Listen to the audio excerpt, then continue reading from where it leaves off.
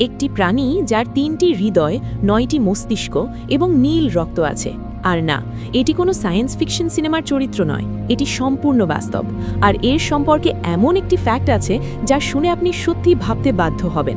সেই ফ্যাক্টটা আমি শেষে বলবো। অক্টোপাস এমন একটি প্রাণী যাকে বিজ্ঞানীরা সমুদ্রের আইনস্টাইন বলে থাকেন। এর রক্তে আয়রনের বদলে কপার, তামা থাকে, তাই এর রক্তের রং নীল দেখায়।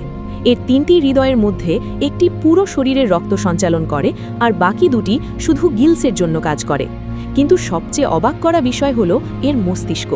একটি প্রধান মস্তিষ্ক থাকে এর মাথায় এবং ৮টি ছোট মস্তিষ্ক থাকে এর প্রতিটি বাহুতে।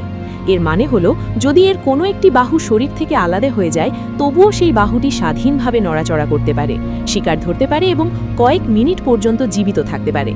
ক্যামোফ্লাজের কথা বললে এই প্রাণীটি মাত্র ২ সেকেন্ডের মধ্যে নিজের রং, টেক্সচার এবং আকার পরিবর্তন করতে পারে। বিজ্ঞানীরা এক পরীক্ষায় দেখেছেন, যখন এটিকে একটি চেস বোর্ডের কাছে রাখা হয়েছিল, তখন এটি নিজের শরীরে ঠিক সেই প্যাটার্ন তৈরি করে ফেলেছিল। এবার সেই ফ্যাক্ট যা আমি শুরুতে বলিনি। যখন একটি মেয়ে অক্টোপাস ডিম দেয়, তখন সে প্রায় ৬ মাস পর্যন্ত কিছুই খায় না। সে তার ডিমগুলোর নিরন্তর পাহারা দেয়, সেগুলো পরিষ্কার রাখে এবং সেখানে অক্সিজেন প্রবাহ ঠিক রাখে। আর যখন বাচ্চাগুলো বেরিয়ে আসে, তখন ধীরে ধীরে তার শরীর নিজেই ধ্বংস হয়ে যেতে শুরু করে।